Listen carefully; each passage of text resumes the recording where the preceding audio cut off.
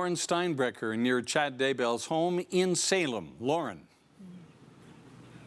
Yeah, Bob and Kelly, so tonight you can kind of see this area behind me. This is where we saw investigators this evening out in the yard of Chad Daybell. They have been putting up some lights this evening to keep this area lit up. You can see that blue tent and how far that is into the ground and what appears to be a dig site that's so deep they brought in a backhoe just to dig down. A dig site sits empty in Chad Daybell's yard at the end of a long day for law enforcement, where they made a massive discovery. During the search of the property, investigators discovered what appeared to be unidentified human remains, and an autopsy will be conducted. Human remains. Not sure yet who those remains belong to, but this is related to the disappearance of JJ and Tylee, police say. It's why the Rexburg Police Department, Fremont County Sheriff's Office, and FBI Evidence Response Team showed up at 7 a.m. with a search warrant, zeroing in on this part of the yard. Around 4 hours later, they got him arrested. They've legit got Chad Daybell arrested. Two women driving on a road near Chad's home record police putting Chad in handcuffs. It was just weird because he came past and then all of a sudden there was all these cops just, and one of them was kind of going on the outside, kind of trying to surround him. And so they got him to pull over and got him to get out of his car. At first, police said they took Chad in for questioning. Not too long later. Shortly after the remains were discovered, Chad Daybell was taken into custody and booked into the Fremont County Jail. Chad is facing felony charges, the sheriff's office confirms, while there still aren't hard answers in what happened to JJ and Tylee. It appears it's a huge step closer in the case, potentially a step closer to closure for the kids' families who have waited months for answers. And as this area gets lit up by those lights tonight, it looks like some officers, law enforcement, are out here kind of guarding this property, where it sounds like they'll be here all night, making sure nobody comes out here to disturb this property. Now, the sheriff's office or the Rexburg Police Department said those remains are going to be sent in for an autopsy, and it sounds like they will be out here again tomorrow morning. We will also be out here again tomorrow morning, closely following that investigation. First of all, I actually want to say just a couple of minutes ago, JJ's grandparents, Kay and Larry Woodcock, just showed up here to the home, getting a first look at this area, and we had a chance to briefly hear from Larry, and we'll show you guys, what they had to say coming up in our show. But obviously, a very emotional moment this evening, hearing from them as they're coming out here now facing the reality of what happened to these children. In the meantime, the sheriff's office still has a vehicle out here this evening on the property. They've still got the area roped off. They did, however, let the Daybell children back into the home this evening. With Chad in jail, the FBI and police gone. The Daybell family wastes no time packing up and moving furniture out of the house. Investigators have cleared out the area where they recovered remains, confirmed by family as belonging to JJ and Tylee, across the street. We've been very concerned the whole time for JJ and Tylee. Matthew Price has been watching as law enforcement spent 2 days digging, looking for evidence in an area of the yard Matt recognized now that he thinks back. We noticed they were having a few bonfires that were kind of out of the ordinary. So they had a big bonfire last fall, and they had 2 or 3 big bonfires this spring. Last fall, no one knew about the kids' disappearance. Matt says everything seemed fine except when Chad and Tammy came over to buy pumpkins a week before she passed away. He was strange. He was different. He didn't talk a lot, didn't make eye contact with us very much. Normally he would. Eventually, Matt learned about Tylee and JJ and the investigation into Chad Daybell, his new wife Lori Vallow Daybell, the children's mother. He says Chad kept to himself the last couple months, barely leaving the house, until police kicked him out Tuesday morning to serve the search warrant. I saw his car take off down the road, headed south towards Rexburg, and just seconds later, the marked police cars had their lights and sirens, and floored it to go catch him. Matt's neighbor of several years is now behind bars. A devastating discovery right across the street. In all of this, what gives him peace of mind. Just knowing there's closure for JJ and Tylee. And next, the community hopes justice. And of course, some of that closure coming with Kay and Larry coming out here this evening. We are going to show you coming up, what Larry had to say. But one thing he did say is in coming out here tonight, he didn't come out here to harass the family or confront the family in any way. He said right now it's about mending fences. And you could see in their faces, they're still just taking in this devastation, this pain, this reality that they're now feeling with JJ.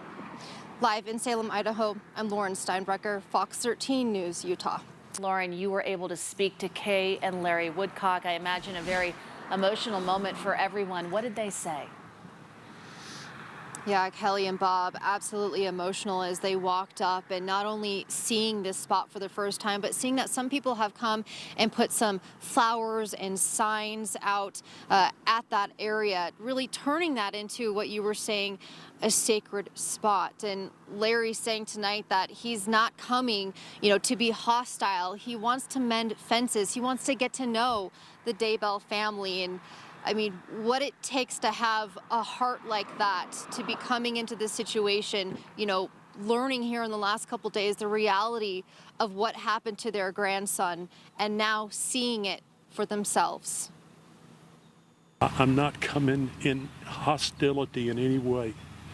I come with trying to be the peacemaker. And that's all I want. I just want to be a peacemaker. Let's all get along here. That's to see where JJ was. And to say I'm sorry. We're all with you.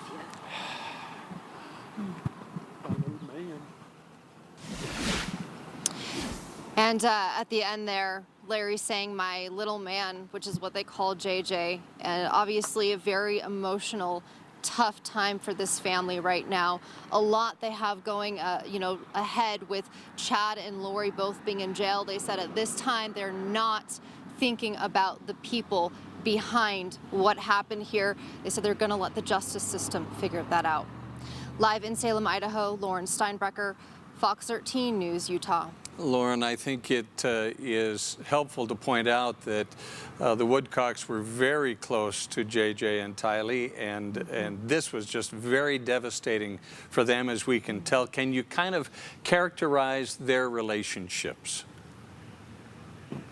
Yeah, so obviously Kay and Larry, JJ's biological grandparents, loved him so much. They're the ones who started all of this, everything that we've seen. They're the ones who called police to try to get JJ checked on, noticing that they hadn't been able to talk to him. They're the ones that brought this whole thing to law enforcement's attention. The reason we're even out here today is because of Kay and Larry, and they, from the get-go, knew something was not right, and only to be proven in the last couple of days that what they suspected is to be true. I mean, this has got to have been a rough several months for them. Yeah, awful. We can only imagine the devastation to this family and the emotional roller coaster and everything that they have been through. People have been coming by all evening long. In fact, there are some people who are out here right now, people who are, some are just driving by, others are stopping and taking a moment to pay their respects, some bringing balloons, flowers, teddy bears, posters, and cards with notes, anything they can do to express their sorrow for JJ and Tylee. It's the worst outcome possible. I feel sick to my stomach. Impossible to understand. I can't imagine. I can't imagine. Not the way anyone wanted this to go. It would have. It's unreal to think that it's ending this way. The community, the world, worried about JJ and Tylee for months, hoping they were hidden but okay. These were like my babies. I know I didn't know them. I didn't know their family, but They're kids. Everyone loved them. Instead, the children's families now think they were buried in this field. People had to come see it for themselves. To me, it feels unreal to be here where they were found. It's heartbreaking because they're kids. My daughter is 18 now, a year older than Tylee. I can't imagine what her last moments. I just can't imagine it. It's just too hard on me right now. Grieving and grasping for closure while sending love and support to family members who are heartbroken. JJ and Tylee gone but never forgotten. Two children so many hold precious in their hearts. Just remember them, honestly. And I know I'll never forget them. They're just special kids. Now, tomorrow night, there's going to be a gathering in Idaho Falls, people coming together for a vigil for JJ and Tylee, and we plan to be there to show you guys what's happening up here in Idaho. This is really just the culmination of a tough, long week for this whole community, and the vigil program ended a few minutes ago, but there's still, there's about, a couple of hundred people are here, and even people who never knew JJ and Tylee but got to know them through this entire ordeal, following their story for months and months, and then of course this week to find out that their remains were likely recovered from Chad Daybell's yard in Salem, Idaho. Now, one of the people we spoke with who came up here, she drove all the way from the Salt Lake area. One of Tylee's best friends who actually lived in Hawaii when Tylee lived in Hawaii and spent a lot of time with her for years. They kept in touch even after they both, kind of moved away. And she said that they would text each other a little, every once in a while. And of course, she was worried for so many months about what happened. But it was hard. It was really hard to have any sort of closure or have any sort of feeling of what was going on. This week, everything just hit, and she knew that she had to get in that car and drive up here tonight. The day she went missing, she told me, she's like, I love you, and I said, I love you too, and then I never texted her or saw her again. My best friend's been missing since September, and I really need to go and mourn her and everything, and I need to go to her vigil, and I'm going to need to go to her funeral and everything because I really just need to get closure because it never really hit me that she was gone. I'm really happy that people are here to support them and are here to mourn them and give their support and care for them because they really do deserve the best and they deserve to have that love because they were the sweetest people in the world. As everybody has been trying to cope with this, it only seemed fitting for people to get together so they were not going through this alone. And that's what people have been telling me tonight, is being able to come together here after everything they've been seeing and feeling, not just this week, but for several months now. And we're seeing lots of hugs tonight. They played a slideshow with photos. They had singing going on, prayer, a moment of silence, and what a way to end the week, to be able to honor these two children. And there's going to continue to be events like this. We're hearing tomorrow people are cutting ribbons. We're hearing on Sunday. And so people are going to continue to honor JJ and Tylee, and of course, continue to follow the justice system and make sure that the lives of these two children are honored, and make sure that whatever happened to them, that the people responsible are held accountable. Live in Idaho Falls, Lauren Steinbrecher, Fox 13 News, Utah. Lauren, thank you very much.